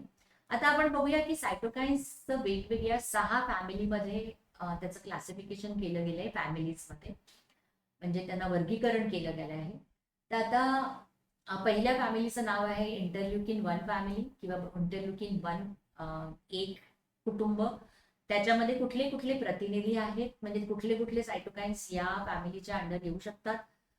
तर एक आहे IL-1 beta, IL-1 alpha, IL-18, IL-33, IL-1 RA. आता हे IL-1 हे ओळखले गेलेले पहिले नॉन इंटरफेरॉन. म्हणजे इंटरफेरॉन आपण बघितलं जन्मजात प्रतिकार शक्तीमध्ये इंटरफेरॉन किती महत्वाचा आहे आणि टाईप 1 टाईप 2 हे दोन्ही जे आपण आता पुढे बघणार आहोत ते अतिशय महत्वाचं आहे आणि त्याचा आपण थोडासा आपण आढावा घेतला मागच्या व्याख्यानामध्ये, तर हे नॉन इंटरफेरॉन असलेलं पहिलं सायटोकाईन इंटरल्युकिन 1 होतं आणि त्याच्यामध्ये अतिशय महत्वाच्या इन्फ्लेमेटरी मध्यस्थांचा मेडिएटर्सचा समावेश आहे, जे युजली IL-1 बीटा जे आहे ते आपण जास्त प्रमाणात बघतो, त्याला IL-1च म्हणतो आपण. आणि ते अतिशय इन्फ्लेमेटरी आहे, त्याच्यामुळे वेगवेगळे इन्फ्लेमेटरी रिॲक्शन्स ज्या आपण बघितल्या त्या होतात आणि म्हणूनच आपण त्याचा थोडासा अभ्यास केला होता मागच्या व्याख्यानामध्ये. तर हे IL-1 ते अर्थातच त्यांच्या रिसेप्टरला बाइंड होतात. महत्वाचं काय सायटोकाईन, आपण या पूर्ण व्याख्यानामध्ये रिसेप्टर्सवर खूप भर दिला आहे. जिथे आपण टी सेल रिसेप्टर बघितले, बी सेल रिसेप्टर बघितले, अर्थात मागच्या व्याख्यानामध्ये आपण TLRs बघितले, वेगवेगळ्या नॉड रिसेप्टर्स बघितले. तसंच हे जे इंटरल्युकिन्स किंवा जे सायटोकाइन्स आहेत ते काम करण्यासाठी त्यांना रिसेप्टरची अतिशय जरूरत असते, कारण ते रिसेप्टर लायगॅंड बाइंडिंगनेच पुढे सिग्नल ट्रान्सडक्शन होणार आणि जो काही परिणाम होणार असेल त्या इम्युन सेल्सवर, रोगप्रतिकारक पेशींवर, तो केवळ फक्त या इंटरॅक्शनमुळे म्हणजे लायगॅंड आणि रिसेप्टर यांच्या इंटरॅक्शनमुळेच होतो. तर हा इंटरल्युकिन फॅमिलीचा रिसेप्टर आहे आणि हा इंटरल्युकिन 1 हा मॉलिक्यूल आहे जो आहे तो त्याला बांधल्यानंतर मग त्याचं तो कामं करणार, बाकीचे जे प्रो इन्फ्लमेटरी किंवा इन्फ्लमेटरी जी कामं आहेत ती तो करतो. आता दुसरं कुटुंब आहे त्याचं नाव आहे क्लास 1 कुटुंब किंवा हेमॅटोपोएटिन सायटोकाईन कुटुंब, ज्याच्यामध्ये खूप सायटोकाइन्स आहेत, जसं IL-2, IL-6, खूप महत्वाचे सायटोकाइन्स, IL-4, IL-5 हे महत्वाचे क्लास 1 मध्ये खूप महत्वाचे सायटोकाइन्स आहेत. GM-CSF आहे, ग्रोथ हॉर्मोन आहे. तर हे सगळे सायटोकाइन्स जे आहेत ते या क्लास 1 सायटोकाइन्स मध्ये आहेत. आणि आपण मगाशी बघितलं की पुष्कळशा सायटोकाइन्स मध्ये त्यांचे जे रिसेप्टर्स आपण बघितले की वेगवेगळ्या या पेप्टाइड चेन्समुळे, अल्फा बीटा आणि यांच्या एकत्रीकरणामुळे, त्यांच्या हेटेरोडायमर फॉर्मेशनमुळे, वेगवेगळ्या साखळींच्या एकत्रीकरणामुळे त्यांचं ॲफिनिटी वाढते. ते खूप जास्त प्रमाणात त्यांची ॲफिनिटी वाढल्यामुळे ते बाइंड करू शकतात आणि ते सिग्नल ट्रान्सडक्शनचं काम करू शकतात. आणि अर्थातच त्यांचा क्रम वेगळा वेगळा असतो आणि त्याच्यामुळे ते वेगवेगळे बाइंडिंग करून ते आपलं ॲफिनिटी वाढवतात. तर आता इंटरल्युकिन 1 फॅमिली, आता ह्या 2 फॅमिलीज आपण इथे या कुटुंबातल्या बघितल्यात. आता त्याची आपण जरा डिटेलमध्ये माहिती बघूया. इंटरल्युकिन 1 फॅमिली जी आहे ती अर्थातच इनेट रिसेप्टरद्वारे, त्याचप्रमाणे पॅरासाइट्स, आपले व्हायरसेस किंवा हे बॅक्टेरियाज यांच्या प्रतिजनांना ओळखल्यानंतर इंटरल्युकिन 1 कुटुंबातील सायटोकाइन्स हे मोनोसाइट्स किंवा डेंड्रायटिक सेल्स यामुळे स्त्रवले जातात किंवा सिक्रेट केले जातात. आणि IL-1 कुटुंबातले सायटोकाइन्स प्रो इन्फ्लेमेटरी संकेतांना प्रोत्साहन देतात आणि त्याचा पूर्ण शरीरावर परिणाम होतो. यकृताला टाईप 1 इंटरफेरॉन म्हणजे अल्फा आणि बीटा, IL-6 किमोकाईन तयार करण्यासाठी संकेत देतो ते, म्हणजे IL-1 फॅमिलीचे मेंबर्स. त्याचप्रमाणे संपूर्ण शरीरात ही प्रथिने विषाणूजन्य RNA नाश करतात, तापाची प्रतिक्रिया निर्माण करतात. आणि त्याच्यामुळे काय होतं, तापाची प्रतिक्रिया आपण मागे बघितलं ते की ताप कसा येतो हे आपण इनेट इम्युनिटी मध्ये बघितलं. आणि त्याच्यामुळे ह्या टेम्परेचरमुळे जीवाणूंच्या प्रजातींचा किंवा विषाणूंचा नाश होऊ शकतो, कारण त्या टेम्परेचरला ताप आल्यानंतर हे जीवाणू किंवा विषाणू जिवंत राहू शकत नाहीत. या व्यतिरिक्त IL-1 म्हणजे इनेट मध्ये तर त्याने काम करतोच IL-1, पण टी आणि बी या दोन्ही पेशींना सक्रिय करण्यासाठी म्हणजे अक्वायर्ड इम्युनिटी किंवा अनुकूल रोगप्रतिकारक प्रतिसादामध्ये सुद्धा ते मध्यस्थीचं काम करतात. आता आपण येऊया क्लास 1 सायटोकाईन फॅमिली. ही खूप मोठी फॅमिली आहे आणि त्यांचे सब युनिट्सद्वारे त्यांचे वेगवेगळे ओळखी होऊ शकतात. तर याच्यामध्ये त्यांच्या त्रिमितीय संरचनेमुळे आपण एक बघितलं ना त्याची संरचना त्यांचं कसं असतात, तर 3 पेप्टाइड्स आहेत, 3 चेन्स आहेत, अल्फा अल्फा आणि बीटा ह्या 3 चेन्स आहेत आणि त्याप्रमाणे ते वेगवेगळे जसे कुटुंब एकत्र येतात त्याप्रमाणे त्यांचे वेगवेगळं म्हणजे डिफरन्सेस आहेत किंवा वैविध्यपूर्ण आहेत ते. तर त्याचं उदाहरण असं की वेगवेगळे काय काय कामं करतात. तर IL-2 जो आहे तो टी आणि सी बेलच्या पेशींच्या प्रसाराची सुरुवात करतो. T4 आहे टी हेल्परच्या कार्याचं नियमन करतो. IL-4 आहे तो. IL-4 हा प्लाझ्मा पेशींमध्ये बी सेलच्या डिफरन्सिएशनसाठी तसंच अँटीबॉडी स्त्रवण्यासाठी एक संकेत देतो. GM-CSF आणि GCSF या दोन्ही ल्युकोसाइट वंशाच्या डिफरन्सिएशनचं सुरुवात करतात. ग्रॅन्युलोसाइट कॉलनी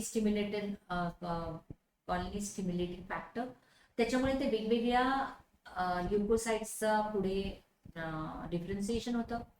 याच्यामध्ये 3 उपकुटुंब आहेत असं आपण म्हणू, आणि प्रत्येक उपकुटुंबाची ओळख एका एक सामान्य सब युनिटद्वारे होते. म्हणजे ज्या सब युनिटमध्ये गॅमा सी आहे ते हे सगळे आहेत IL-2, IL-4, IL-7, IL-15, IL-12. ज्या सब युनिटमध्ये जे sub unit beta 6 sub unit जे आहे त्याच्यामध्ये हे 3 आहेत. तर GP130 हे जे आहे त्याच्यामध्ये हे दुसरे सायटोकाइन्स आहेत रेकग्नाइज झालेले. तर हे आपल्याला सगळ्यात महत्वाचं, हे आपण पुष्कळ बघितलेले आहेत जास्त सायटोकाइन्स वेगवेगळ्या, जसं आपण इथे बघितलं IL-4, IL-2, IL-4, IL-6 किती महत्वाचे आहेत ते. आणि अशा प्रकारे त्यांचे ही सगळी सब युनिट्स आहे की त्यांच्या अफिनिटीमध्ये त्यांना मदत करतात, या सायटोकाइनच्या अफिनिटीमध्ये त्यांना मदत करतात. आता तुम्ही इकडे एक बघितलंय, त्याच्यात एक छोटस उदाहरण आहे की हे अतिशय कॉमन उदाहरण आहे की गॅमा सी हे जे हा जीन आहे त्याच्यामधल्या दोषामुळे काय होतं, अक्वायर्ड इम्युनिटी त्याच्या निर्मितीवरच खूप परिणाम होतो आणि त्याच्यामुळे अक्वायर्ड इम्युनिटी टोटली त्याचा विनाशकारी परिणाम होतो. त्याला कंजनायटल एक्स लिंक हा जीन आहे तो एक्स क्रोमोझोमवर असतो, त्याला congenital X link severe combined immunodeficiency असं म्हणतात, ज्याला एक्स स्किड असं म्हणतात. आणि ह्या दोषामुळे वेगवेगळ्या प्रकारचे रोग होऊ शकतात, कारण तुम्हाला तुमची अक्वायर्ड इम्युनिटी, विचार करा ह्याचाच जर का जीन तुमचा दोष असेल तर हे सगळे सायटोकाइन्स तुमच्याकडे नीट प्रोड्यूस होणार नाहीत, आणि ते झाले नाही, निर्मिती झाली नाही तर हे सगळे जे आहेत ते बी सेल्स, टी सेल्स सगळेच त्यांचे तुम्हाला त्यांचं कार्याचं नियमन होणार नाही, त्यांचा प्रसार होणार नाही, त्यांचं डिफरन्सिएशन होणार नाही, अँटीबॉडी पण जाणार नाहीत, आणि त्याच्यामुळे त्यांची टोटल इम्युनिटी ही जाते. आता दुसरा आपण मेजर तिसरा आणि चौथी फॅमिली आपण बघणार आहोत. एक म्हणजे क्लास 2 फॅमिली, ज्याला इंटरफेरॉन फॅमिली असं म्हणतात. ते इंटरफेरॉन फॅमिलीमध्ये आपण बघितलंय interferon alpha, beta, gamma, IL-10, IL-19, IL-20, IL-22, 24 ह्या प्रकारचे सगळे सायटोकाइन्स आहेत, आणि यांचा रिसेप्टर एक वेगळा क्लास. तर ह्या रिसेप्टर्स मध्ये हा इंटरफेरॉन टाईप रिसेप्टर आहे, हा पण अगदी वाय शेप जसा काही अँटीबॉडी दिसल्यासारखाच दिसतो, आणि हा रिसेप्टर आहे त्याच्यामध्ये हे सगळे आपले सायटोकाइन्स बांधले जातात.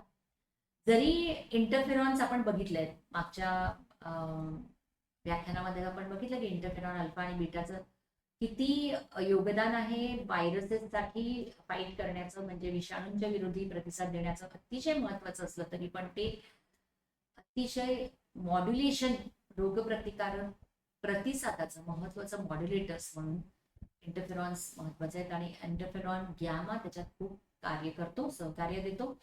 तर ट्युमर नेक्रोसिस फॅक्टर हे कुटुंब जे आहे त्याच्यातलं महत्वाचं म्हणजे TNF अल्फा, TNF बीटा आणि फास्ट लायगँड CD95 आणि CD40 हे पण आहे, ब्रॅफ आहे.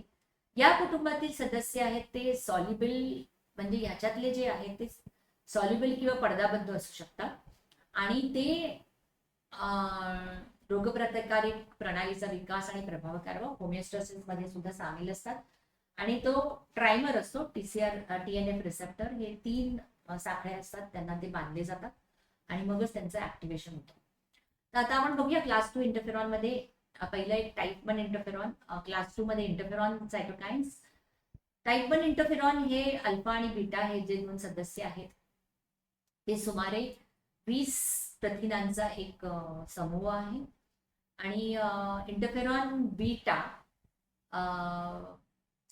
अल्फा हे 18 ते अल्फा आणि बीटा हे 18 ते 20 KDA वजनाचे आहेत, डायमेरिक आहेत, हेलिकल आहेत आणि ती मॅक्रोफाज, डेंड्रायटिक सेल्स पेशींद्वारे तसेच व्हायरस इन्फेक्टेड पेशींद्वारे स्त्रवित होतात. टाईप 1 इंटरफेरॉन रिसेप्टर्सला बांधले गेल्यावर RNA व्हायरस नष्ट होऊ शकतो, रायबोन्यूक्लियस तयार होतो आणि पेशींमधलं प्रथिन सिंथेसिस रोखला जातो आणि त्याच्यामुळे व्हायरसचा नाश होतो. तर आता टाईप 2 इंटरफेरॉन जे आहे ह्याच्यातलंच आहे, क्लास 2 मधलं टाईप 2 इंटरफेरॉन, ज्याला आपण इंटरफेरॉन गामा म्हणून ओळखलं जातो, हे ऍक्टिव्हेटेड T सेल्स आणि नॅचरल किलर सेल्सद्वारे तयार होतो आणि ते डायमर स्वरूपात असतं. आणि हे इंटरफेरॉन गॅमा मॅक्रोफाजच्या सक्रियतेला प्रेरित, आपण मग कास्केड बघितलं त्याच्यात, इंटरफेरॉन गॅमा हे मॅक्रोफाजेसच्या सक्रियतेला प्रेरित करतं. त्याच्यानंतर तो रोगजनकांचा नाश करण्यासाठी तो ऍक्टिव्हेटेड मॅक्रोफाजेस फायनली काय करतात तर म्हणजे पॅथोजन्सचा नाश करतात. तसंच टॉक्सिक T सेल्सना डिफरन्सिएशन्सना मदत करतं, उत्तेजन देतं. आणि इंटरफेरॉन गॅमा हे हेल्पर T सेल्सद्वारे प्रमुख केलेले देखील प्रमुख सायटोकाइन्स तयार केले जातात आणि त्याच्यामुळे ते सेल मिडिएटेड प्रतिकारशक्ती म्हणजे आपली अनुकूल प्रतिकारशक्ती किंवा अक्वायर्ड इम्युनिटीला अतिशय आधार देतं. टाईप 2 इंटरफेरॉन मध्ये IL-10चा पण समावेश आहे आणि हे जो मोनोसाइट्स किंवा T cells, B cells, dendritic cells यांच्याद्वारे तो स्त्रवित केला जातो. आणि सगळ्यात महत्वाचं काम म्हणजे त्याचं रेग्युलेशन, प्रतिसादाला म्हणजे आपल्या इम्युन रिस्पॉन्सचं रेग्युलेशन, रोग प्रतिकारक शक्तीच्या प्रतिसादाचं नियमन करण्याचं कार्य IL-10 करतो. आता आपण येऊया इंटरफेरॉनचं टाईप 3 इंटरफेरॉन. याच्यामध्ये इंटरफेरॉन लॅम्बडा हे जास्त आपण ऐकलं पण नसेल, कारण हा याच्या एक वेगळ्या प्रकारच्या पेशींनी हे स्त्रवलं जातं, त्यांना वेगळ्या प्रकारच्या डेंड्रायटिक पेशींनी हे स्त्रवलं जातं आणि त्यांना प्लास्मासायटिक डेंड्रायटिक सेल्स असं म्हणतात. त्यांनी हे इंटरफेरॉन लॅम्बडा हे त्वरित केलं जातं आणि ते पण ते अर्थातच विषाणूजन्य प्रतिकृती आणि यजमान पेशींवर नियंत्रण करण्यासाठी त्यांचं जीन्स एक्सप्रेशन वाढवतात. आणि इंटरफेरॉनचे हे तिन्ही प्रकार आहेत, म्हणजे class 1 interferon, type 1 interferon, type 2 interferon आणि टाईप 3 इंटरफेरॉन, हे तिन्ही प्रकार पेशींच्या पृष्ठभागांवरची प्रथिनांची, MHC प्रथिनांचं एक्सप्रेशन वाढवतात, अभिव्यक्ती वाढवतात. आणि त्याच्यामुळे अर्थातच MHC प्रोटीन्स जर का वाढले, प्रथिनं वाढली, तर त्यांच्याबरोबर अँटीजन सादर करण्याची क्षमता, अँटीजन प्रेझेंट करण्याची क्षमता पण वाढते. आणि अर्थातच जेव्हा प्रेझेंटेशन होतं तेव्हा T सेल ऍक्टिव्हेशन पण जास्त वाढणार. आता आपण पुढची फॅमिली बघूया, tumour necrosis factor family. Tumour necrosis factor alpha हे एक प्रो इन्फ्लेमेटरी सायटोकाइन आहे आणि ते सक्रिय मॅक्रोफाजद्वारे तसेच लिम्फोसाइट, फायब्रोब्लास्ट, केराटिनोसाइट्स यांच्याद्वारे तयार होतं. लिम्फोटॉक्सिन अल्फा हे पण LT अल्फा हे सक्रिय लिम्फोसाइट्स द्वारा तयार केले जातं, activated lymphocytes, neutrophils, endothelial cells, ऑस्टिओक्लास्ट यांना जोडल्यावर ते सक्रियतेचं संकेत देतं. आणि ते पेशींना जोडल्यास ते MHC ग्लायकोप्रोटीन आणि कोस्टिम्युलेटरी मॉलिक्युल्सना त्यांच्या एक्सप्रेशन वाढीस ते मदत करतं. तर अतिशय महत्वाचं असं हे सायटोकाइन आहे. आणि मग TNF सायटोकाइन कुटुंबातील इतर 5 रोगप्रतिकारक दृष्ट्या महत्वाचे पटलबद्ध असे सदस्य कोण आहेत तर ह्या कुटुंबातील महत्वाचे लिम्फोटॉक्सिन बीटा, जे लिम्फोसाइट्स डिफरन्सिएशनला मदत करतं. ब्रॅफ आणि एप्रिल हे जे आहेत ते B सेल विकास आणि त्याच्या सिमिलर स्थितीचा संदर्भात संकेत देतात. CD40 लायगॅन्ड जे आहे हे टी सेलच्या पृष्ठभागावर व्यक्त करणारे एक सायटोकाईन आहे आणि ते जे बी सेलवरील त्याचं रिसेप्टर CD40 याच्याशी जोडलं जातं आणि या बी पेशींना ते डिफरन्सिएशनचा सिग्नल देतं. तर फास्ट लायगॅन्ड जे आहे जे CD95L असं आहे, तर ते आहे ते रिसेप्टर फास्ट किंवा CD95 या जोडल्यावर युजली फास्ट अँड फास्ट लायगॅन्ड एकमेकाला जोडले गेले तर त्याचा पेशींचा अपोप्टोसिस प्रेरित करतात. आता आपण पुढे जाऊया. 5वा आणि 6वा सायटोकाईन फॅमिली बघूया. एक ती आहे इंटरल्युकिन 17 आणि ही सर्वात अतिशय अलीकडे शोधली गेलेली हा कुटुंब आहे आणि याच्यातले न्यूट्रोफिल्स संचयनाला, सक्रियतेला म्हणजे ऍक्टिव्हेशनला खूप चालना देतात आणि अर्थातच प्रो इन्फ्लमेटरी नेचरमध्ये आहेत. इन्फ्लमेटरी सायटोकाईन्स आहेत IL-17 आणि आपण बघितलं ऍक्च्युली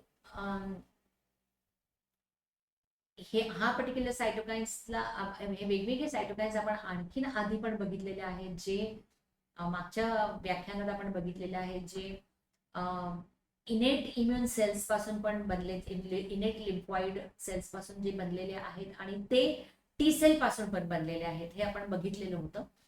तसंच किमोकाईन्स पण आपण मागच्या व्याख्यानामध्ये बघितले होते. तर व्याख्यान हे सगळे किमोकाईन्स आहेत. रॅन्टेज, IL-8, CCL3 हे सगळे वेगवेगळे किमोकाईन्स आहेत आणि अर्थातच हे किमो अट्रॅक्टन्सचं काम करतात.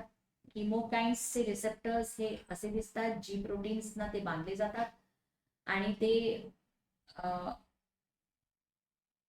त्याचा तुम्ही आकार बघितलात तर हे पुढे मागे येणारे, आत जाणारे आणि बाहेर येणारे अशा टाईपचा त्याचा किमोकाईन रिसेप्टर्स असतात आणि हे त्याला किमोकाईन मानले जातात. वेळेस आतमध्ये सेलच्या आतमध्ये ते जी प्रोटीनला मानले जातात आणि हे आपण बघू शकतो. इंटरल्युकिन 17 ही जी फॅमिली आहे त्याच्यातलं IL-17 हा पहिला सदस्य आहे जो शोधला गेला आणि तो सक्रिय टी सेल्स द्वारे सोडला जातो आणि तो रिसेप्टर्स त्याचे न्यूट्रोफिल्स, केराटिनोसाइट्स, लिम्फॉइड नसलेल्या पेशींवर पण आढळतात आणि ते एका विशिष्ट वंशाचे TH17 असं त्यांना म्हणतात आणि त्याच्यामुळे प्रो इन्फ्लमेटरी स्थितीला चालना देतात आणि त्याच्यामुळे काही प्रो इन्फ्लमेटरी सायटोकाईन्स स्त्रवण्याला सुद्धा प्रेरणा मिळते. आणि या पेशी एक नैसर्गिक आणि अनुकूल प्रतिकार शक्तीमधली जोडणी आहे कारण आपण बघितलं काही इनेट लिम्फॉइड सेल्स सुद्धा हे IL-17 सिक्रेट करतात किंवा स्त्रवतात. त्याच्यामुळे तो नैसर्गिक म्हणजे जन्मजात आणि अनुकूली म्हणजे इनेट आणि एक्वायर्ड इम्युनिटी मधली जोडणी आहे असं म्हणतात. ते वेगवेगळ्या डायमरच्या स्वरूपात स्त्रवले जातात आणि ट्रायमरिक पण असू शकतात, त्यांचे हेटेरो किंवा होमोडायमर्स असू शकतात. तर हे यांच्या फॅमिलीमधले वेगवेगळे कॉम्प्लिकेटेड अशी त्यांची स्ट्रक्चर आहे, वेगवेगळी स्ट्रक्चर आहे.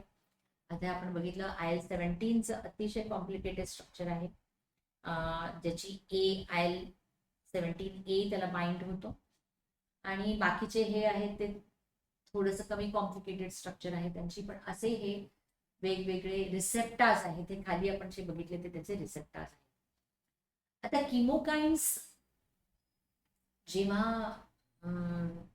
हे वेगवेगळे सिक्रेटरी मॉलिक्युल्स आहेत किंवा किमो अट्रॅक्टन्स आहेत त्याच्यामुळे किमोटॅक्सिस म्हणजे किमोटॅक्सिस म्हणजे काय, जे हे सॉल्युबल फॅक्टर्स आहेत ज्याच्यामुळे पेशींच्या हालचालींना प्रेरणा मिळते त्याला किमोटॅक्सिस असं म्हणतात आणि या हालचालींना प्रवृत्त करणाऱ्या रेणूंना म्हणजे मॉलिक्युल्सना किमो अट्रॅक्टंट असं म्हणतात आणि हे ल्युकोसाइट्सना किमोकाईनच्या उगमाकडे किंवा तिथे कॉन्सन्ट्रेशन त्यांचं जास्त असतं तिकडे जाण्याला प्रवृत्त करतात. किमोकाईन्स हे छोटे वजन म्हणजे त्यांचं मॉलिक्युलर वेट फार कमी असतं तुलनेने, साधारण 7.5 to 12.5 kDa असं असतं. सिंपल रचना असते आणि अत्यंत संरक्षित डायसल्फाइड बॉन्ड संचाद्वारे त्यांची रचना केलेली असते. सिस्टीन विशेषांची स्थिती किमोकाईन्स 4 वेगवेगळ्या संरचनात्मक श्रेणींमध्ये वर्गणित, म्हणजे हे सिस्टीन रेसिड्यूज आहेत त्यांच्यावर त्यांचं वर्गीकरण केलेलं आहे. आणि त्यामुळे कोणत्याही एका श्रेणीत किमोकाईन्स मध्ये 30% ते 99% सिक्वेन्स आयडेंटिटी आपल्याला आढळून येतात. आता ही नाव आपण बघितलं, हा क्लास आहे, CHC क्लास आहे आणि त्याच्यातले हे सिस्टीन रेसिड्यूचे स्ट्रक्चरल सिग्नेचर आहे आणि हे किमोकाईनचं नाव आहे वेगवेगळे अर्थातच, म्हणजे CCL असेल, मग त्याच्या पुढे 4 असेल किंवा काय असेल ते तसं, CXCL असेल, XCL असेल, CX3CL असं पण आहे बाय. तर हे CX3 हा जो क्लास आहे त्याच्यामध्ये हे सिस्टीनची रचना अशी असते, त्याची स्ट्रक्चरल सिग्नेचर अशी असते. आणि त्याचप्रमाणे तुम्ही इथे बघितलं की किमोकाईनचं स्ट्रक्चर सुद्धा, म्हणजे रिसेप्टरचं स्ट्रक्चर सुद्धा आपण बघितलं की असं असतं, जिथे वरतून किमोकाईन बांधला जातो, तर खाली सायटोसॉल मध्ये जी प्रोटीनचं बांधणं अतिशय महत्वाचं असतं. आणि अर्थात आपण हे इकडे बघू, किमोकाईन रिसेप्टरची रचना आहे सॉर्ट ऑफ ॲड्रेनालिन आणि ग्लुकागॉन हार्मोनचे रिसेप्टरचे साधर्म्य साधतं आणि त्याचं पेशी पटलातून 7 वेळा ते जातात. हे जे आपण बघितलं इकडे ते इथे असे असे जातात आणि एका पॉलिमेरिक बाइंडिंगला जी प्रोटीन संपत ते लायगॅन्ड सिग्नलाचं, म्हणजे बेसिकली त्यांचं जी प्रोटीन जे आहे कपल रिसेप्टर जे आहे GPR, GPCR, GPCR आहे जे जी प्रोटीन कपल रिसेप्टर त्याला म्हणतात GPCR, हे आहे ते सिग्नल ट्रान्सडक्शनचं काम करतात आणि ते 7 पास ट्रान्समेम्ब्रेन रिसेप्टर्स म्हणून ओळखले जातात. या प्रकारचे रिसेप्टर्स म्हणजे ते 7 टाइम्स ह्याच्यातनं पास होतात, म्हणजे वर येतात खाली जातात असे टाईप्स त्यांची रचना असते. आणि खाली त्याचं डोमेन जे असतं, म्हणजे जे सिग्नल देतं ते डोमेन जी प्रोटीनद्वारे होतं. तर आता CC रिसेप्टर्स असतात ते CC किमोकाईन्स नाव लागतात. CXCR रिसेप्टर्स असतात ते CXC किमोकाईन्स नाव लागतात. आणि किमोकाईन रिसेप्टर्सची त्यांच्या लायगॅन्डची अतिशय घट्ट बाइंडिंग असतं, हे त्यांच्या डिसोसिएशन कॉन्स्टंट वरनं अर्थातच आपल्याला समजतं. आणि अनेक किमोकाईन रिसेप्टर एका विशिष्ट कुटुंबातील एकापेक्षा जास्त किमोकाईन्सला बांधले जातात आणि अनेक किमोकाईन्स एकापेक्षा जास्त रिसेप्टरला सुद्धा बांधले जाऊ शकतात. जसं हा XXCR2 रिसेप्टर 7 वेळा वेगवेगळ्या किमोकाईन्सना ओळखतो, 7 वेगवेगळ्या, आणि हा जो CC किमोकाईन्स आहे तो CCL5 आणि CCR3 या दोन्ही रिसेप्टरला बांधला जाऊ शकतो. म्हणजे तो CCL5 ला पण बांधतो आणि CCR3 CCR5 ला सुद्धा बांधला जाऊ शकतो.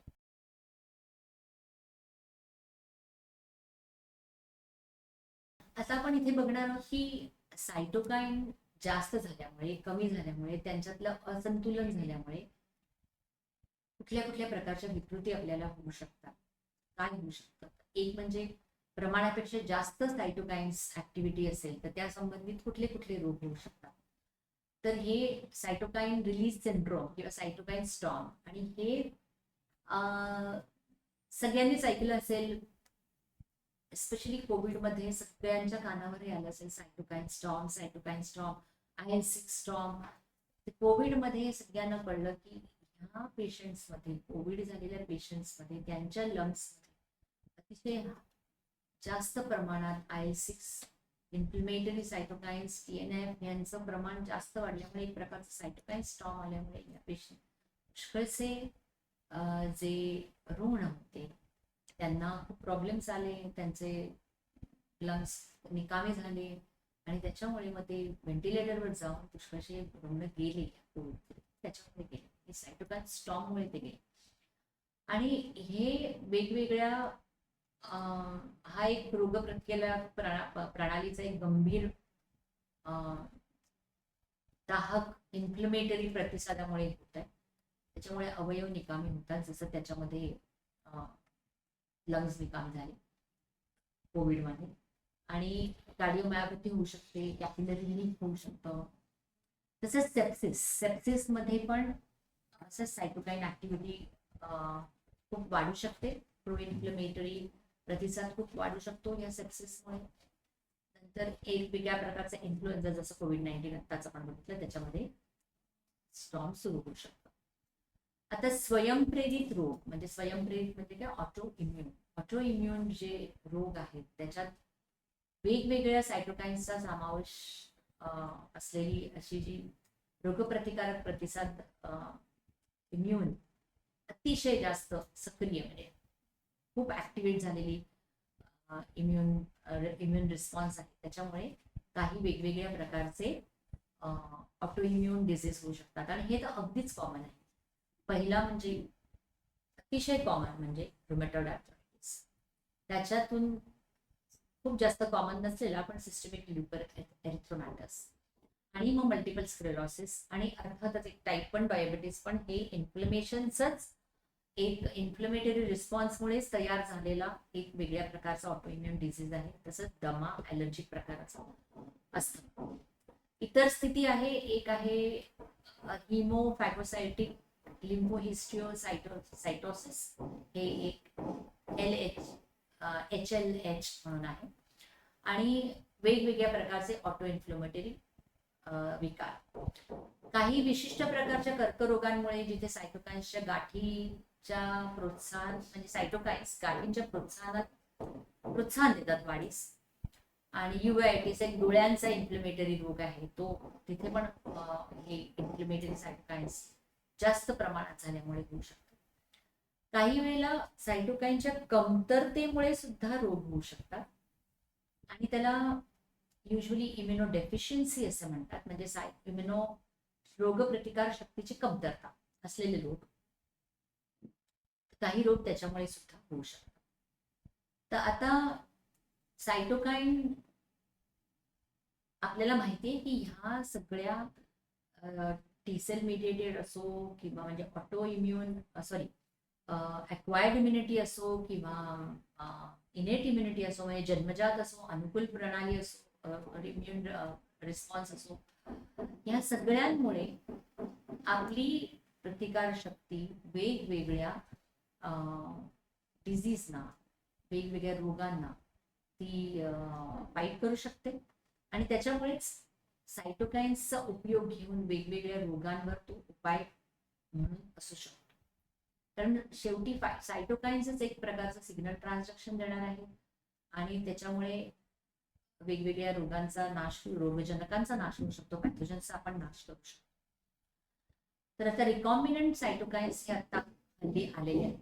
त्याचप्रमाणे सायटोकाइन्स जेव्हा जास्त होतात तेव्हा त्यांना बांधणारे मोनोक्लोनल अँटीबॉडीज आले, किंवा सायटोकाइन्सना निष्क्रिय करणारे सॉल्युबल रिसेप्टर्स पण अवेलेबल आहेत. तर आपण हे कोविडमध्ये सुद्धा बघितलं की IL-6च्या विरुद्ध असलेले मोनोक्लोनल अँटीबॉडी वापरले गेले पेशंट्समध्ये सायटोकाइन स्टॉर्म थांबवण्यासाठी, त्यांना वाचवण्यासाठी. आता पहिला आपण बघूया रिकॉम्बिनंट सायटोकाइन्सची उदाहरणं. एक आहे आयफेन अल्फाचे उच्च कॉन्सन्ट्रेशन हेपॅटायटिस बी आणि सी वर उपचारासाठी वापरतात, आणि रिबाविरिन म्हणून एक अँटीव्हायरल औषध जे आहे ते हेपॅटायटिस सी आणि बी वाल्यांना देतात. त्याच्याबरोबर या आयफेन अल्फाचा वापर केला जातो. आणि काही पॉलिइथिलीन ग्लायकॉल म्हणजे पेगलेटेड इंटरफेरॉन असं म्हणतात, ते वापरलं जातं, आणि त्याच्यामध्ये शरीरात जास्त वेळ राहतो आणि शरीरातून बाहेर पडण्याचा कालावधी जातो, हे वापरलं जातं. आता इंटरफेरॉन बीटा हे मल्टिपल स्क्लेरोसिस मध्ये काही क्लिनिकल ट्रायल्स मध्ये बघितलं गेलं आहे की काही तरुण रुग्णांमध्ये त्यांचा उपचार केल्याने त्यांना दीर्घकाळापर्यंत सुटका मिळाली आहे मल्टिपल स्क्लेरोसिसमुळे, आणि त्यांच्या आजाराची तीव्रता कमी झाली. हे महत्वाचं आहे, कारण ही डिझीज आहेत सगळे ऑटोइम्युन डिझीज आहेत, आणि त्याच्यामुळे पेशंट्सना अतिशय त्रास होतो. काही वेळेला ते प्राणघातकही असू शकतात. अशा वेळी त्यांचे जर का दीर्घकाळातून त्यांची सुटका झाली किंवा आजाराची तीव्रता कमी झाली तर रुग्णांना नक्कीच मदत होते. इंटरफेरॉन गॅमाचा क्लिनिकल उपयोग क्रॉनिक ग्रॅन्युलोमॅटस डिझीज मध्ये केलेला आहे, आणि त्याच्यामुळे रुग्णांमध्ये सूक्ष्म ऑक्साइड्स तयार होण्यात अपयश होतं जेव्हा या क्रॉनिक डायबिटीस डिसीजमध्ये त्याच्या उपचारासाठी हे वापरले जातात. कारण ह्या डिझीजमध्ये ह्या सुपरऑक्साईड मॉलिक्युल्स किंवा H2O2 हायड्रोजन पेरॉक्साईड हे जे मॅक्रोफॅजेस मध्ये आपण बघितलं इम्युनिटीमध्ये ना फॅगोसायटोसिस मध्ये की ह्याच्यामुळे रोगजनकांचा नाश होतो म्हणजे पॅथोजन्सचा नाश होतो. पण हे जर का ह्याच्यात जर का काही प्रॉब्लेम असेल तर स्टॅफ ऑरियस, क्लेप्शिएला, सुडोमोनास यांच्यासारखे जीवाणू आणि कॅन्डिडा आस्पर्जिलस सारखी बुरशी यांचा वारंवार संसर्ग होऊ शकतो या पेशंट्सला क्रॉनिक डायबिटीस डिझीज अनुवंशिक आहे. तर आणि त्याच्यामध्ये जर का तुम्ही आयफेन गॅमा सारखी जर का ट्रीटमेंट दिली तर हा दोष लक्षणीयरित्या सुधारतो.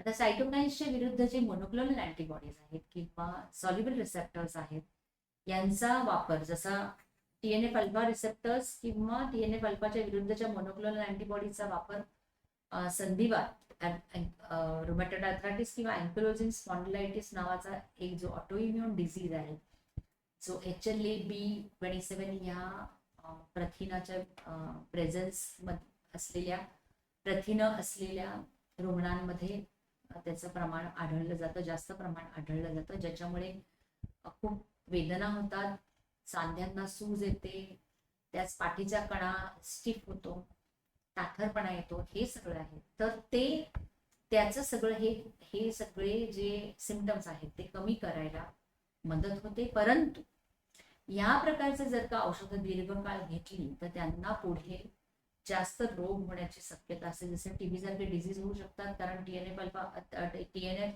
हा अतिशय महत्वाचा सायटोकाइन्स आहे. अशा टाईपच्या पॅथोजन्सना अटॅक करणारं. त्याचप्रमाणे काही प्रमाणात कर्करोगात असा धोकाही वाढतो, जसं T लिम्फोमाचे प्रमाण वाढते.